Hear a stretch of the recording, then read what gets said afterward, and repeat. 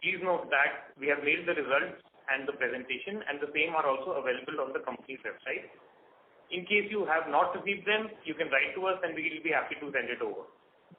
To take us through the results and answer your questions today, we have the top management of BLS International represented by Mr. Shikhar Agarwal, Joint Managing Director, and Mr. Amit Sudhakar, Chief Financial Officer.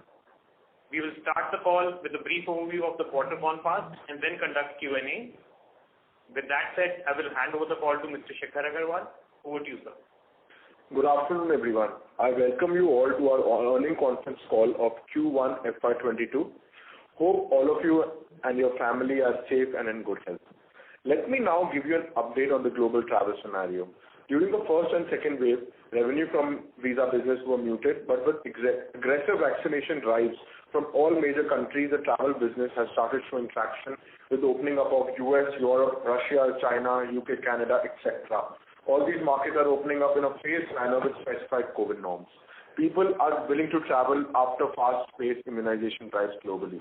According to an American Express poll, 56% of people are ready to pay for travel, 86% of the Indian respondents and 70% of the Canadian respondents want to plan a trip with either their friends, family or partner. Countries globally are incentivizing travelers with subsidies in travel stay and other innovative schemes to revive travel. Also now, vaccine travel is taking over as countries like Russia are providing vaccines to the foreign tourists. So in general, the mood for travel is upbeat and we hope the immunization program will speed up the travel momentum. The effect of this development is yet to flow in our revenue substantially. But we are seeing a good traction with essential visa requests coming in, and our next quarter results should see revenue addition from the visa vertical, other things remaining the same. Our financial performance of the company, despite a challenging global scenario, we have managed to post healthy performance during the quarter. Our revenue during the quarter stood at 180 crores, up 2.5x year-on-year. EBITDA stood at 18.8 crores, up 5x year-on-year, and PBT at rupees 20.8 crores, up 4.5x year-on-year. The revenues during the quarter were mainly contributed by the consular, citizen, and banking correspondent business, which have already started operating at pre-COVID level. The shortfall in revenue from the visa business was compensated to the major extent by higher revenues from our other segments of the business. On the profitability front, we have realigned our expenses in line with business operations, and share of additional services have improved significantly in the last few quarters. So we expect improvement of margins with the resumption of visa services and countries opening up their borders. Travelers are now trying to minimize physical interaction at the visa application center by opting for convenient services such as mobile biometric, premium lounges, prime time submission, courier, etc., which is definitely a moat to our business. On the new business front, in QY FY22, in the state of Uttar Pradesh, we rolled out 10,000 citizen service centers, which would provide 360 G2C services covering all state departments on behalf of Uttar Pradesh government. We were also awarded a contract for e-Mitra kiosk for Rajasthan for 5 districts, including Jaipur, Alwar, Ajmer, Jodhpur, and Nagaur, in which we have already launched an online portal for operators wherein a mix of G2C and B2C services are available. On the domestic front, we are utilizing our network in Tier 2 and Tier 3 regions by initiating assisted e-commerce services. We have partnered with noted e-commerce players to provide last-mile delivery in semi-urban and rural areas of India, wherein customer acquisition, delivery, and realization is a challenge for these giants. Talking about the balance sheet, it continues to remain strong with a zero debt and cash and bank balance to the tune of 304 crores effective this quarter. We are constantly at the lookout for relevant acquisitions, opportunities adjacent to a line of business. In a couple of cases, we have found the right candidates, but the valuation did not justify the acquisitions. We are wary of the fact that cash on books is increasing, and we should be able to come with you with a specified plan on how we shall put that to use shortly. Thank you. This is all from my side. I now hand over a call to Amit for updates on the financial performance. Good afternoon, everyone. Let me take you through the financial performance for the first quarter of the financial year 21-22. We reported a revenue of 178.5 crores, and healthy increase of 242% YOY and 23% QOQ, mainly due to increase in revenue from non-visa businesses. The revenue during Q1 FY22 was contributed by consular, citizen service, and banking correspondent businesses, which have started functioning at pre-COVID level. At EBITDA for the quarter stood at 18.8 crores compared to EBITDA of 3.2 crore in corresponding quarter last year and 10.1 crore for Q4 FY21. Higher EBITDA was achieved mainly due to increase in revenue and cost optimization, and this in spite of an increase in employee costs. Even after a decline of around 4 crores in other income, the company generated a PBT of 20.8 crores for Q1 FY22 as compared to 15.6 crore in previous quarter. PBT margin stood at 11.4% in Q1 FY22 versus 10.2% in Q4 FY21. PAT stood at 20.3 crores in Q1 FY22 against a loss of 80 lakhs in Q1 FY21. PAT margin in Q1 FY22 was declined QOQ, as you could remember that during Q4 FY21, company had received a tax credit of 5.6 crore from UK government, and there were reversal of tax provision of earlier quarters. As I conclude, the key takeaway is that BLS has a unique business model, and the performance in this quarter is clearly indication of the fact that the business is not just dependent on the visa business, and other services are increasingly contributing higher revenues. We believe once the travel around the world starts, the incremental revenue from visa business will propel the financial performance in this fiscal. I would now request the moderator to open the call for Q&A. Thank you. Thank you very much. We will now begin the question and answer session. Anyone who wishes to ask a question may press star and 1 on their touchtone telephone. If you wish to remove yourself from the question queue, you may press star and 2. Participants are requested to use handsets while asking questions. Ladies and gentlemen, we will wait for a moment while the question queue assembles.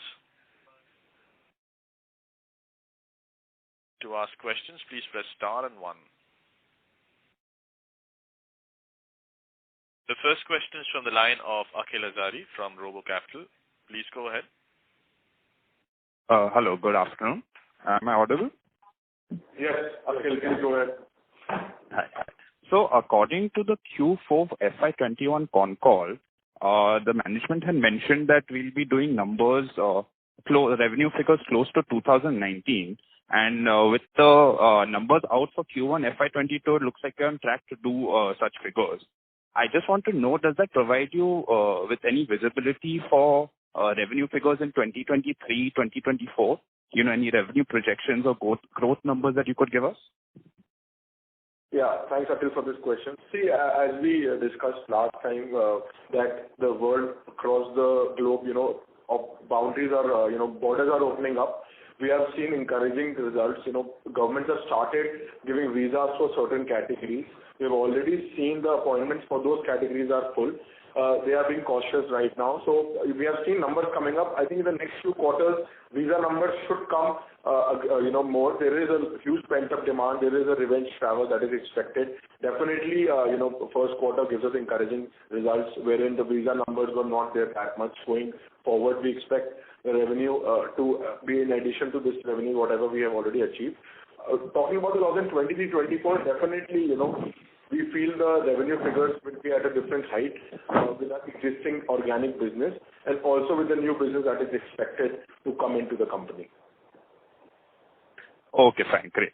My second question is that during your latest management interview, you had mentioned top 3, that the BLS International among top 3 international companies in the passport and consular services.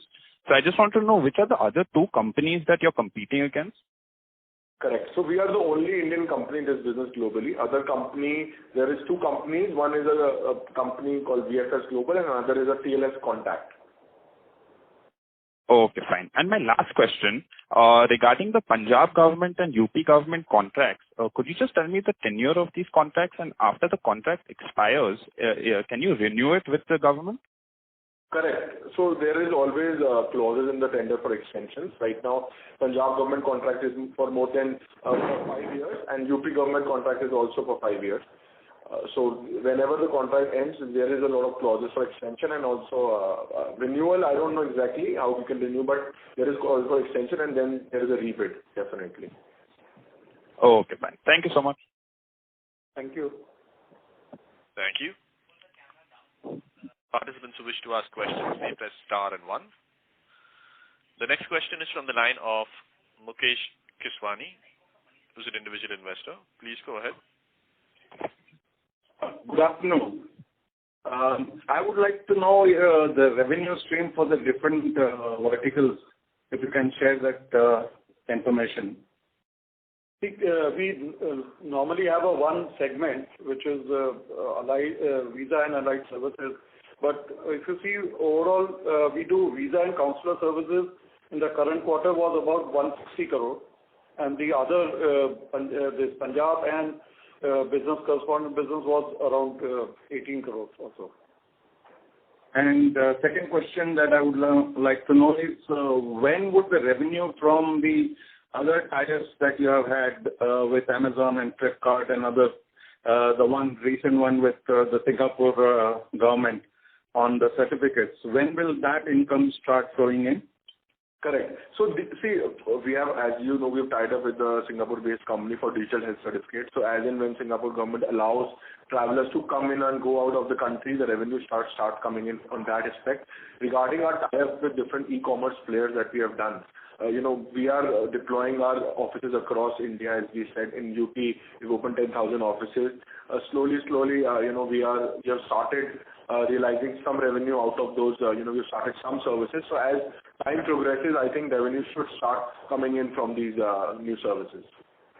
The last question on this. So for the next financial year, what is the portion that you expect from these two new areas? See, these new businesses are in a very nascent stage. So if you see as a percentage, they have to double. 100% growth needs to be there in these.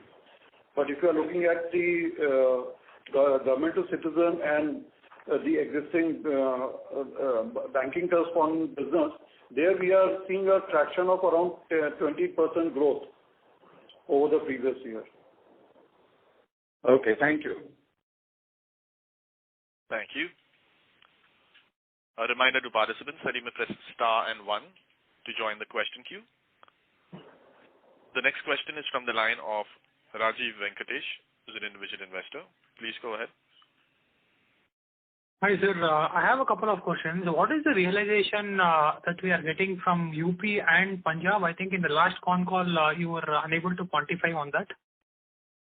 So basically, the model is different in UP and Punjab. Punjab, it is a government contract wherein the government is providing us the centers and we are providing the people and the technology to provide these services. So realization, we have not taken out per application realization how much we are generating. In UP, the model is different wherein only technology is provided by us. Rest, we have tied up with 10,000 village level entrepreneurs where we are giving them a share of the commission of the revenue that is generated.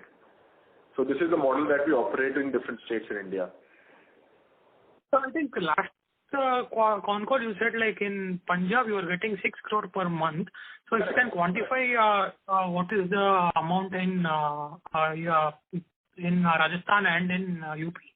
Correct. So see, Punjab contract we are getting, as we rightly said, this is what we are getting right now, 6 crore revenue every month. In UP and Rajasthan, the contract is also per application based, and as we have rolled out the services, it will take some time to the number of applications to become sizable. So we do not have an exact number how much we will generate out of these. As we introduce more G2C and B2C services, our yield from each application is going up. So I think we will get more visibility in the coming few quarters how much revenue we will generate. But the good thing about these contracts is that there is no expenditure for our company apart from the technology platform that we are deploying in these states. So people are using our technology platform to provide these services, and we will get commission on each transaction. Okay, sir. Sir, I have another one question. This is with regard to the Singapore partnership with to provide a digital health certificate. Is it only exclusive to Singapore, or since we since we work with other countries also, so can this be rolled out to other countries also? So I'm just looking from the revenue vertical. Can this be a separate revenue vertical for us? Correct. So that is definitely true. So the thing is that this company is recognized by the Singapore government right now. So they are eligible, whoever gets these health certificates are eligible to do entry and exit out of Singapore. So as and when we are looking at different countries and different players who are already been authorized by the governments of the respective countries, so definitely there's a big revenue upside also in this division as and when travel opens up. Okay, sir. And the final question is on the Spain, sir. Did we renew our contract with the Spain government, or how is the current situation now? Currently, the contract is existence at the end of next year, and as all the contracts are either getting a service charge increase or contract extension due to COVID, we are also in the process of talking to the government on the same lines. Okay. Thank you, sir. Thanks for your time. Thank you. Thank you. Participants who wish to ask questions may press star and 1 on their touchtone telephone. The next question is from the line of Vivek Goel, who's an individual investor. Please go ahead. Thank you very much, sir, for the opportunity. As you explained in the opening remark, the visa services has not started. So the QOQ growth that we see from 150 crore odd number to 180 crore we have reached. So is this growth entirely driven by non-visa business? Correct. So definitely, as we in Q1, the revenue from the visa business was not very much. It was negligible. So as we go along from Q2, we will see increase in revenue from the visa business definitely. And the Q4 versus Q1, the growth has come from consular services business all across the world, where we provide services in passport renewals and attestation and other services for the embassies. So that has grown in this quarter compared to Q4 of last. So this growth is driven by volume or driven by the value-added services that we are offering? Both have been growing, and that has given that 23% growth in the quarter. Great, sir. And can you give some guidance on what is the status of visa centers? When do you expect them to open? Any idea? Yes. So see, as we speak right now, we are seeing very encouraging results from countries all across the world like Russia, countries in North Africa like Morocco, Algeria, in UK, in Gulf countries. There has been a lot of traction, a lot of demand, wherein government has allowed certain categories of visas to be accepted at our center. The demand already is more than the supply, so the appointments are already full for the next few weeks in those categories, and governments are actually putting a capacity constraint right now. So as and when they open up different categories, we are expecting a demand to come in, because people are wanting to travel. They have been in lockdown for the last 1.5, 2 years. Now they want to get out of their homes, they want to travel, and also a lot of countries are incentivizing travels, like providing subsidies in their hotel expenditure or in different schemes they are giving. So we definitely feel in the next 2 quarters travel should pick up. Sir, pre-COVID our quarterly revenue run rate was close to 200 crore, and without visa business, which was the biggest division of our services, we have reached to 180 crore. So can we safely assume that once visa business is close to pre-COVID level, we can easily add 70-80 crore more from here? I think you have to look at from the angle that consular service business has grown over the period.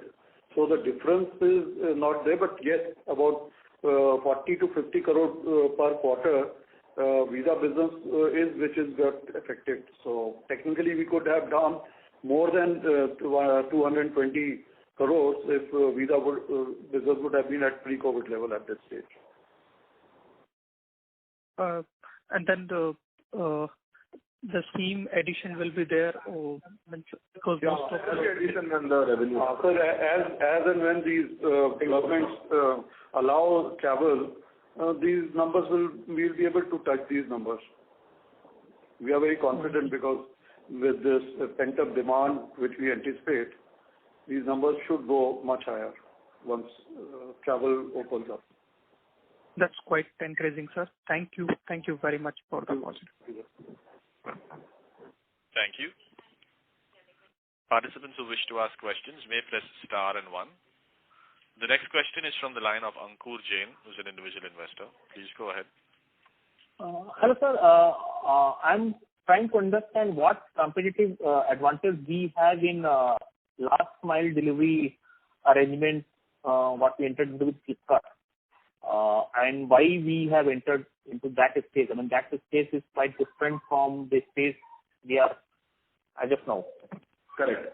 So, Ankur, basically, I'll tell you the reason is that we already have set up centers across different states where we have one work. For example, UP, Punjab, Rajasthan. Now in UP, we have opened 10,000 centers wherein people are already coming up for us for the government services. You know, it is outsourced to us around 350 government services in UP. So people are already coming to us for these services. Now, these centers are in tier 2, tier 3 cities, you know, across different states of India. So we are, there is a problem of last mile delivery that is happening, for these big e-commerce giants, wherein we already have the reach. So we just have to, this is all going to be an incremental revenue that will flow in. You know, we are providing assisted e-commerce wherein people can come to these centers. They're already coming to these centers. There is always a big footfall for these government services. So they can also come to these centers for these additional services like e-commerce services we are offering. So what is the arrangement? So Flipkart would deliver the product at your store and then the customers will pick up the product and So make some commission. That is what the arrangement is? Correct. So people will be, we will be assisting the people to do the shopping online through our systems, and the delivery will be happening as per the agreement with the customer at our centers or their houses. And we will get a commission from these e-commerce companies. So customer would be ordering through your app, you are saying, or they will order from Flipkart but like in Amazon also there are many times there is an option to pick up from some store. So they will be ordering the product through our system. Okay, got it. And how much revenue we are forecasting for next couple of years from this particular segment? See, we do, because since this is a new segment, not only for us, even for the e-commerce player, this is something new that we have started. Right now, we know there's a big demand in rural areas for all these, things, example, phones or different shopping materials. So we don't know exact numbers, but we definitely know the potential is huge, in this sector also. Going forward, as in when we get some numbers and we will have more visibility, this will only add to our bottom line, since we do not have to incur any additional expenditure for this. Got it. And just one follow-up question on the cash balance. So, now we have 300 plus cash. So what is the plan? Last quarter also you told you were looking for some kind of acquisition. So whether now we have almost concluded anything or the management has decided to give some kind of buyback or maybe dividend? See, we have been aggressively following up and working on acquisition targets. Unfortunately, because of COVID, things have slowed down a little bit. But the intent is to, if you have in Shikhar's speech, he has talked about that we are looking at in this financial year something to get closed. But our whole intent is to use that cash for acquisition and for new tenders, which are going to be a much larger size ones. If we win, we will require some fund for that. And at the moment, the dividend policy is being there. As per that, we are taking this call. And hopefully, post-COVID situation, we can take a call on how to utilize the balance funds. But first is to look at acquisition, which we are seriously looking at the moment. Okay. Thank you. There is nothing from my side now. Thank you. Thank you. The next question is from the line of VP Rajesh from Banyan Capital. Please go ahead. Hi. Thanks for the opportunity and congratulations, Shikhar and Amit. Question is on the cash. how much of it is in Dubai versus the Indian entity? So, Rajesh, currently we have about 250 crores in Dubai, and the balance, about 48 crores or something, is in India. Okay. And any update on the money that we are expecting, we are yet to receive from the Punjab government? Any update on that? Yes. Rajesh, so definitely, I think as we have told during the last few quarters, there was at 1.300 odd crore outstanding, and we have received more than 75% of it. Now only exact amount, 67 crore is outstanding from the government, and we are performing very well, and the money is expected shortly. Our management team, including the MD, is right now on the ground, so we are expecting the money to come in shortly to our books. Okay, so can we expect that it will be in the bank by, let's say, September 30th? See, we cannot give any particular date, but as we told you that out of 300 crore, we have already recovered 223 crore, 67 crore is pending. So that money, we are on the ground right now working towards it. So we expect the money to come in definitely within this financial year. Okay, all right. And then on the business side, what is your sense, Shikhar, of the activity level? Like, meaning if normal is 100%, where would you grade current activity levels at? So, if I understand your question, Rajesh, you are talking about which part of our business we are concentrating on? The visa processing business. Let's say if normal is 100%, then, are we at 50% or lower or somewhere in that range? That's what I'm interested in. So visa would be, I think, around 10%. Around 10% of the entire revenue right now, because since visa numbers are now coming in, we are doing that revenue. But important point, Rajesh, right now to note is that, in the next 2 years itself, there is an opportunity of $1.5 to $2 billion in the visa business. Globally developed governments in the European space and in North America with the Canadian and the UK government, they are coming out with the global tenders for visa outsourcing in the next 2 years. So, and also there are a lot of European governments. So, there is a big opportunity for us as a company right now to grab certain percentage of these tenders. We already had experience of working with all these governments in different phases of the company. So now they know us, and we stand a good chance to grab certain market share of these contracts. Got it. So that sounds wonderful. And my last question is that in this quarter, what percentage of revenue came from the consular services and value-added services related to that? I think probably from the consular service would be 65 to 70% of the total revenue, and rest would be 10% of the visa business and 20% of the G2C and 15%. Yeah, from the correct other businesses. So I think around 65%. Visa and consular together is around 85%. Yeah. Visa and consular together is about 85% of this quarter, right? Yeah. That's right. Okay. All right. Thank you, guys. And if I have more questions, I'll get back in the queue. Sure. Thank you, Rajesh. Thank you. The next question is from the line of Prashant, who's an individual investor. Please go ahead. Hello. Am I audible? Yes, please. Yeah. First of all, congratulations on a excellent set of numbers in this trying condition.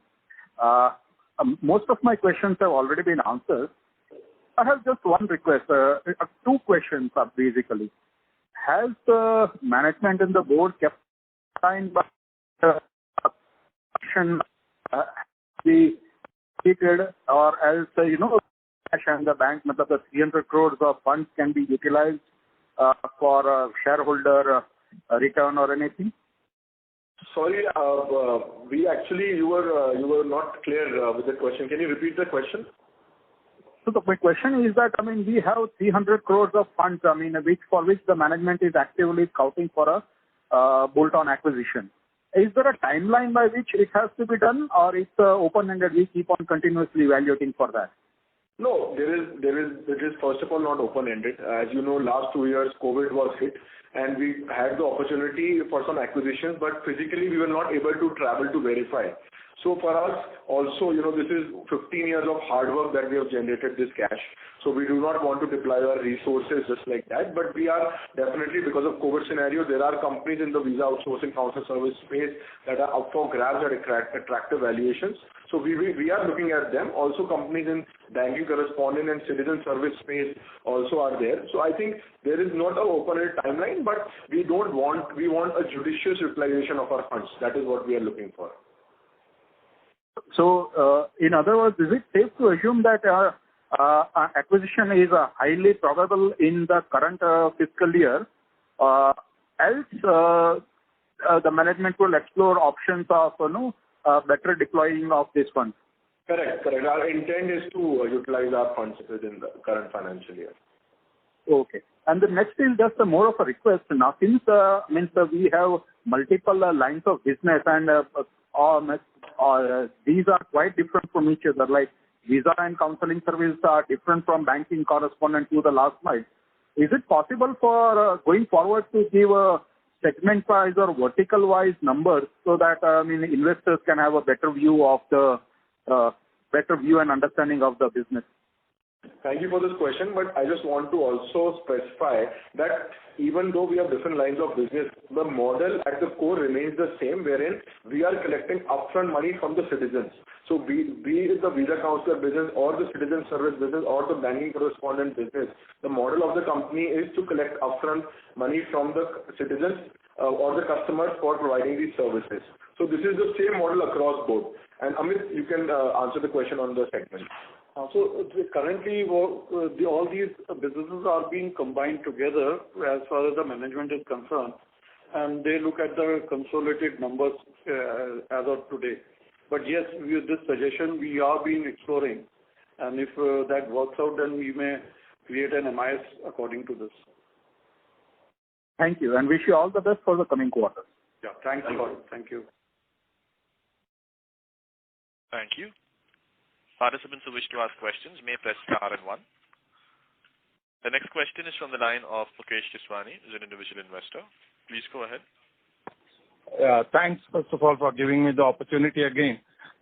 Just a few small points for us to know exactly how the things will move forward.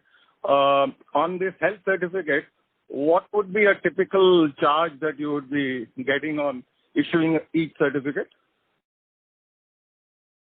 So the charges are different according to the countries of operation. For example, for Singapore, if we are working for different country nationals, typically the charges are around $10 that we will be collecting.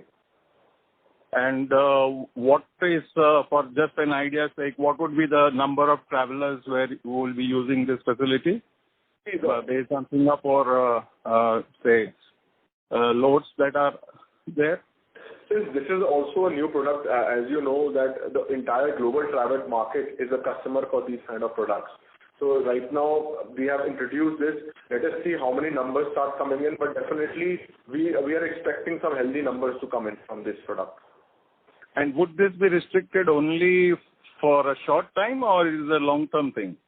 I think we do not know currently the policies of the government because they are changing because of COVID scenario. But at least for the next couple of years, I feel that these kind of things should exist, which will anyways be only an incremental revenue for us. And our base revenue is from those products which we are already generating. Okay, now coming back to the visa and consular service, since you have mentioned that the visas were not really up to the mark, can you tell me, just for an operational point of view, do the consular and the visa services work from the same centers, typically? Correct. They work out of the same centers. So would it be logical to say that if the visas start coming in as before pandemic, the margins and efficiencies of these operations would increase? Definitely. I think that is very, very safe to assume that as in when we get more number of applications, we are utilizing the same existing centers, so margins and profitability should increase for the company. Yeah, our break-even has come down with this COVID. When we have looked at our costs, we have got it down to a level where I feel once the numbers start coming in, our margins will improve in the coming quarters. Okay. And the last phone call, you had mentioned about a contract with Portugal government where you were charging 35 euros or something that you mentioned. Is there any big contract that...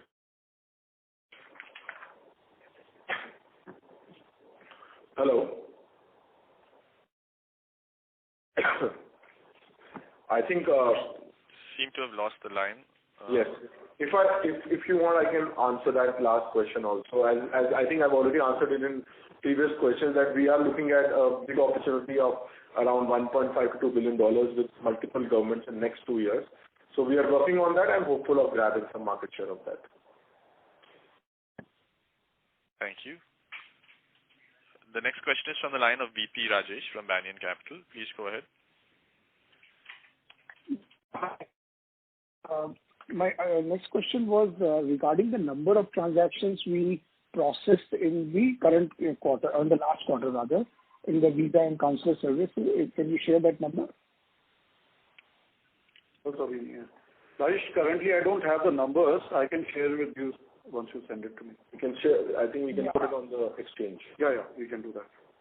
Yeah, I think what will be helpful is if you can just put the number of transactions processed in Q1, Q4, and last year Q1, so that one can get a sense of how the number of transactions is going up, etc. Sure. And Amit, you were talking about that the break-even has come down, and I'm sure you don't want to disclose the break-even number, but can you at least give us a percentage by which it has come down?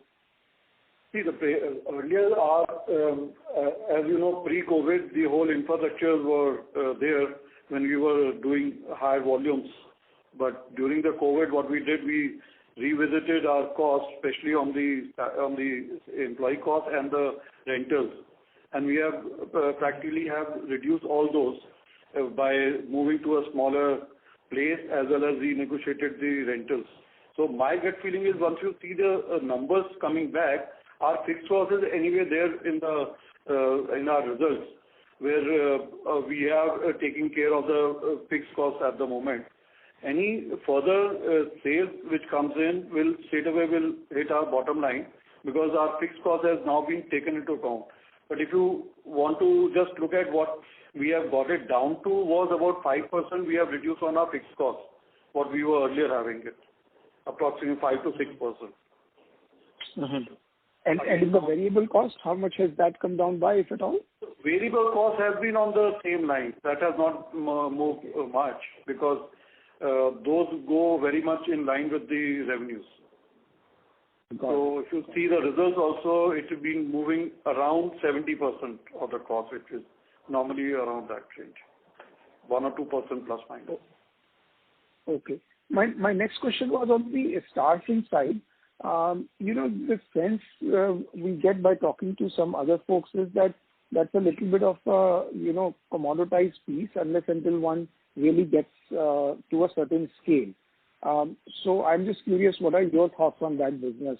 Are you looking to add more through acquisitions, or you think, that can generate, is that currently a profitable business, and what can be the profitability in that business?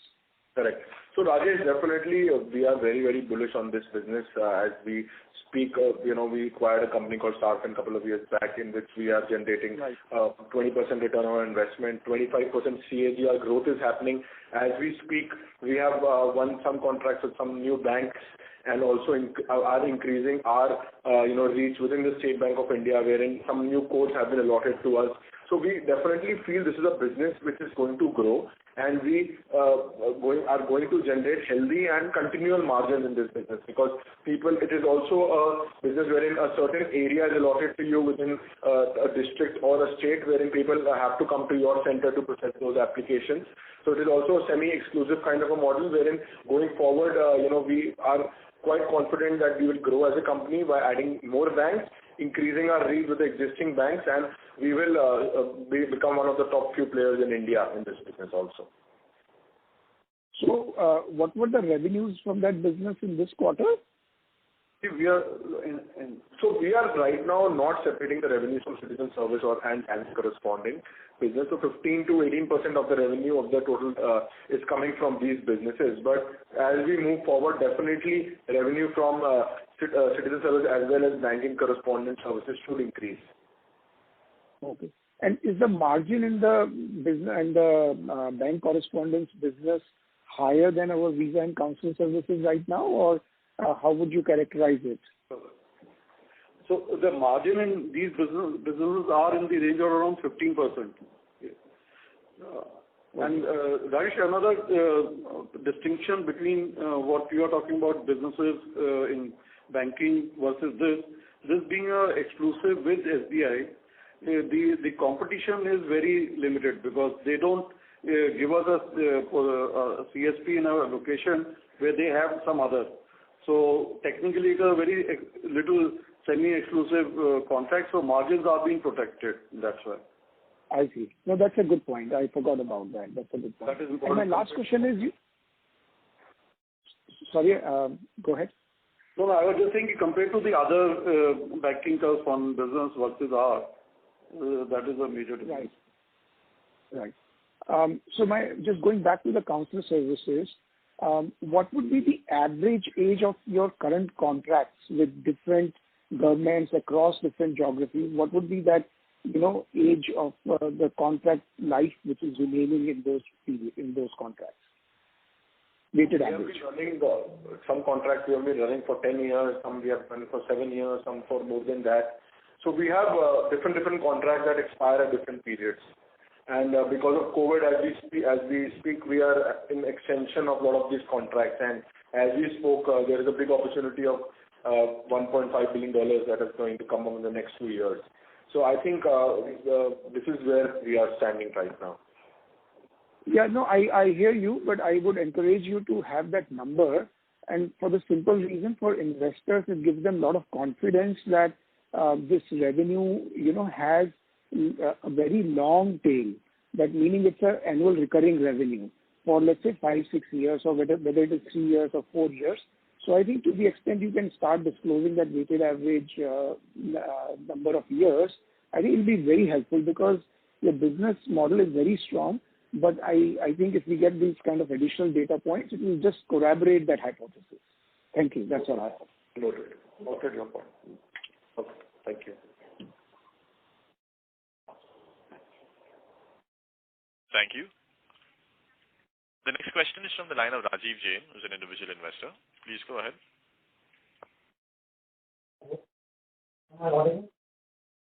Yes, please.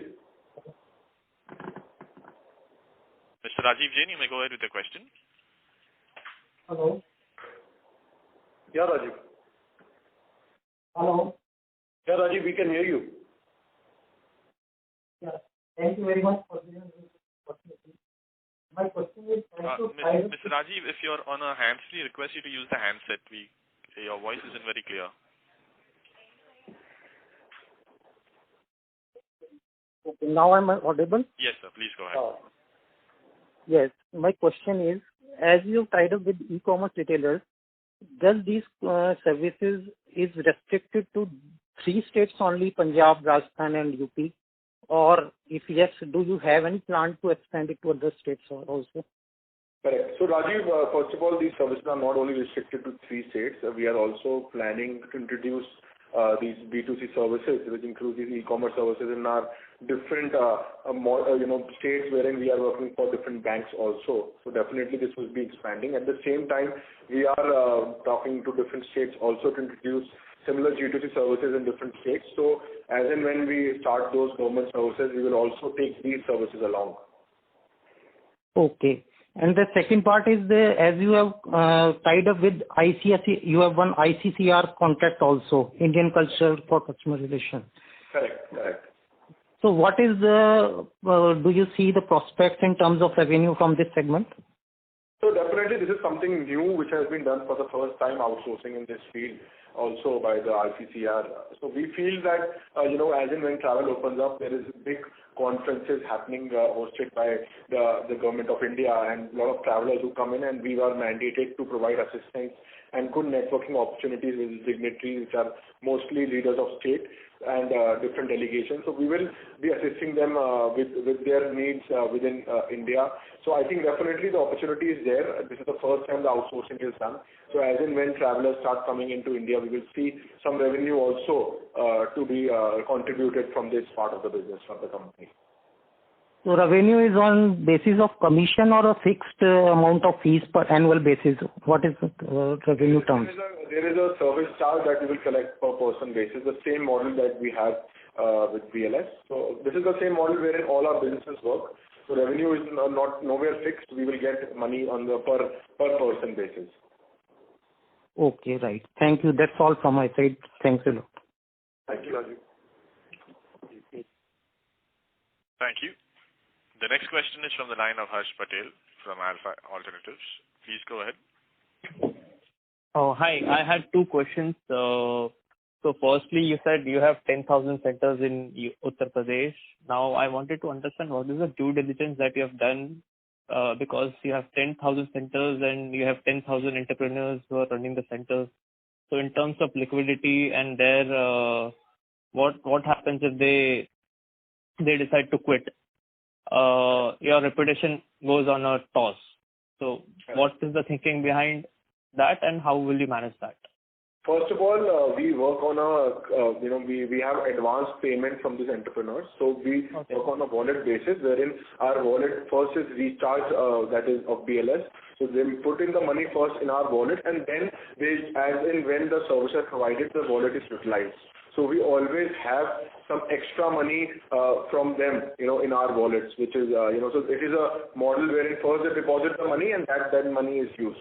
So this is not a very, very, different job. So these are some various government services that they provide on our behalf, in these centers, which are outsourced by the government of UP.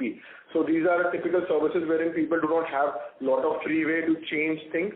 So for example, if you come and apply for a birth certificate, they will input the date of the applicant, and still, we are, as you remember, that as judgment is done by the government. Whether to give the certificate or to approve the certificate. So we only have the power to input the data, and that is what also we do in this kind of contracts. Okay. And my second question is what Rajesh asked you about the cash balance that you have when you're transferring it to Indian entity. I missed that point, so can you just repeat it? So, see, all entities are independent, and we get money from FZE for the services which BLS International provides on an arm's length basis, and dividend which is declared by the foreign entities, which we receive because we are the 100% shareholder of those companies. So that's how the money is being received in India. So what is the amount of money that is going to flow? You are saying some 223 crores is to be received. So around 50 crores is lying in India and 250 crores is in subsidiaries. So that is going to flow in Indian entity by the year end? No, we will, as we spoke, we will see what structures are possible for acquisitions. So there is a transactions are arm's length, so they have to come on the basis of the services which we are providing to these companies. So, but for any acquisition that you have to do, that would be done from the holding company, right? Yeah, it can be done by a holding company, or if it is an international acquisition, it can be done by the subsidiary also. Got your point. So structure can be worked out for that requirement. Okay. So that's it from my end. Thank you very much. Thanks a lot. Thank you. Thanks a lot. Thank you. We'll take that as the last question. I would now like to hand the conference back to the management team for closing comments. Thank you everyone for making this call today. We are satisfied with the performance of our company during the quarter, considering the global pandemic situation. With our ability to adapt to every situation, well-diversified revenue model, and the opening up of borders in a phased manner, we are confident of showing good momentum in the coming quarters. Thank you. This is all from my side. Stay safe. Thank you very much.